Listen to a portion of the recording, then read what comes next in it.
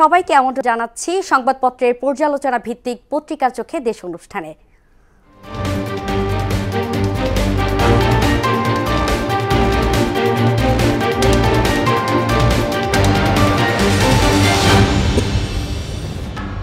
দর্শক, অনুষ্ঠানে আজকের অতিথি মোহনা টেলিভিশনের যুগ্ম বার্তা সম্পাদক নাসির উদ্দিন।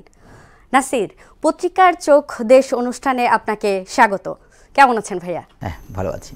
জি, আমরা প্রথমে আমাদের যে সংবাদপত্রের প্রধান শিরোনামগুলো সেগুলো বলছি। প্রথমেই প্রথম আলো শিরোনাম করেছে, ঈদে টোলঘরে যানজটের শঙ্কা, স্বয়ংক্রিয় ব্যবস্থার ব্যবহার কম।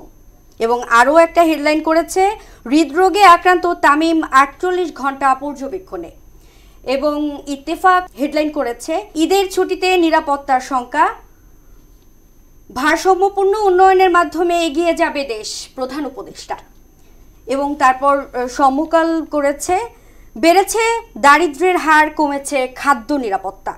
এবং আরও একটা হেডলাইন, পথসভায় বাধা, হামলায় আহত হান্নান মাসুদ।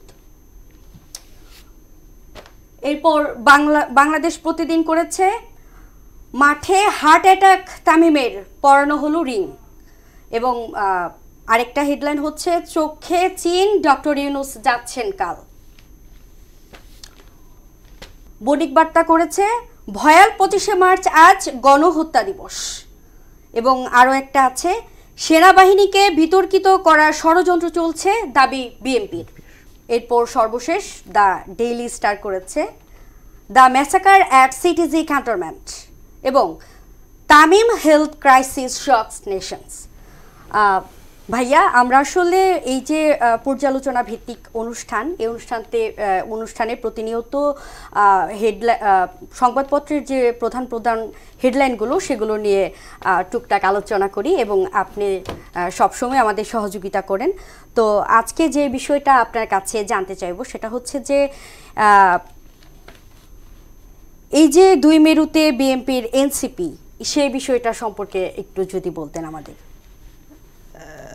2 মেরুতে বলার আগে আপনি আরেকটা হেডলাইন দেখছিলেন যে, পথসভায় বাধা, হামলায় আহত হান্নান মাসুদ। গতকালকে এই ঘটনাটা সেখান থেকে শুরু করতে চাই একটু আমি।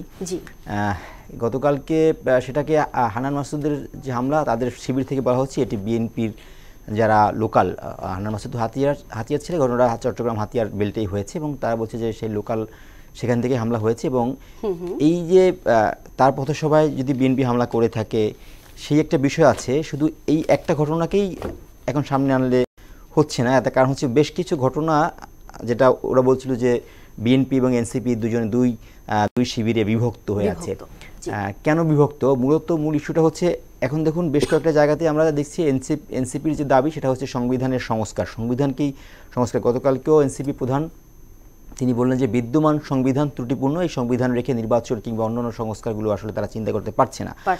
বিএনপির অবস্থান হচ্ছে যে 72 সংবিধানটি, যেটি বিদ্যমান সংবিধান যেটি আছে, সেটির খুব মাইনর কিছু সংস্কার করলেই হয়তো বাংলাদেশের যে কাঠামো, বাংলাদেশ যেভাবে চলে আসছে, সেই কাঠামোতে বড় আকারের সংবিধান সংস্কারের পক্ষে বিএনপি নয়। এমনকি দেশের গতকালকে পরশু যে ঐকমত্য কমিশনে তারা যে প্রস্তাব জমা দিয়েছে, দুজনেই বিএনপি এবং এনসিপি দুজনেই তারা সুপারিশ এবং প্রস্তাবনা জমা দিয়েছে, সেই সুপারিশ এবং প্রস্তাবনাতেও কিন্তু দুজনের প্রায় একেবারে উল্টো মেরুর প্রস্তাবনা, উল্টো মেরুর চাওয়া পাওয়া। অর্থাৎ তাদের রাজনৈতিকভাবে বলি না কেন সেটা, এবং প্রস্তাবনার ক্ষেত্রেও তাদের অবস্থান পুরোপুরি উল্টো, ডাইভার্ট দুইটা দল। কেন এটা হলো আসলে, মানে কেন ডাইভার্ট হতে হলো? দেখুন, অভ্যুত্থান পরবর্তী যে বাংলাদেশ আমরা এখন দেখছি, সেখানে বিএনপিও কিন্তু অভ্যুত্থানের অন্যতম স্টেক হোল্ডার, সেটা বিএনপি দাবি করছে এবং আমরাও জানি। কারণ ওই আন্দোলনের সময় বিএনপির কোথাও মৌন সমর্থন, কোথাও মাঠের সমর্থন এটা ছিল। যদিও বড় নেতৃত্বের জায়গাটাতে এনসিপি বলতে আসলে যারা ওই সময় সমন্বয়ক ছিল, তারাই সমন্বয়ক থেকে তো এনসিপি গঠন হলো, তো তাদেরই তো হয়তো ফ্রন্ট লাইনে ছিল। কিন্তু স্টেক হোল্ডার বিএনপিকে বাদ দিয়ে চিন্তা করলে হবে না।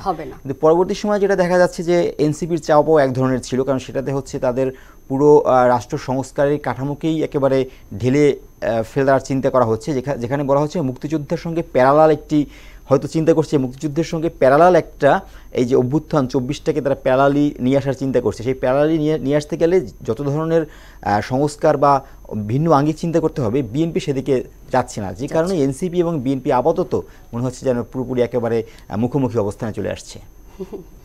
জি, ধন্যবাদ ভাইয়া। এরপর বণিক বার্তার যে একটা হেডলাইন করেছে, আমরা দেখছি যে সেনাবাহিনীকে বিতর্কিত করার ষড়যন্ত্র চলছে, দাবি বিএনপির। বিএনপি এটা দাবি করেছে, তো এই সম্পর্কে যদি একটু বলতেন ভাইয়া। সেনাবাহিনী বিতর্কিত করার এই যে প্রসঙ্গটা সামনে আসছে, কবে থেকে প্রসঙ্গটা সামনে আসছে? মূলত হাসনাত আবদুল্লাহর একটি পোস্টকে কেন্দ্র করে। এর আগে কিন্তু সেনাবাহিনীকে এভাবে করে, সেনাবাহিনীর সম্পর্কে আমরা এই ধরনের অবস্থান বিভিন্ন রাজনৈতিক দল, যদিও সেটা বিএনপি না, কিছু কিছু রাজনৈতিক দলকে বা দলের নেতারা এবং এনসিপিরও প্রথম দিকে, অর্থাৎ হাসনাত আবদুল্লাহর যে পোস্ট, সেই পোস্টটা তো অনেক ধরনের একেবারেই দেখা যাচ্ছে যে সেটা সেনাবাহিনীর ঘিরেই পোস্টটা করা হয়েছে। এরপরে কয়েকটা রাজনৈতিক দল নেতারাও দেখছি সেনাবাহিনীর বিরুদ্ধে বিষেধাগার মন্তব্য করছে, এবং সবচেয়ে বড় যে ঝামেলাটা হচ্ছে সেটা হচ্ছে সামাজিক যোগাযোগ মাধ্যম।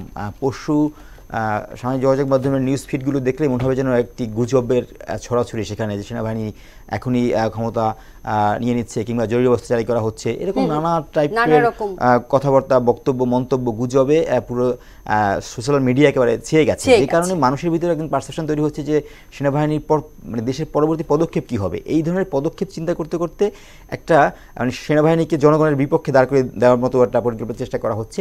সেটাই মূলত বিএনপি বলছে যে এটা আসলে কোনোভাবেই কাম্য না। সেনাবাহিনী রাষ্ট্রীয় প্রতিষ্ঠান এবং তারা গণ অভ্যুত্থানেও তাদের ভূমিকা যদি চিন্তা করা হয়, মানুষ নিশ্চয়ই সেটাকে দেখবে যে না, সেনাবাহিনীর ভূমিকার কারণে বড় ধরনের রক্তপাতের হাত থেকে বাংলাদেশ বেঁচে গেছে।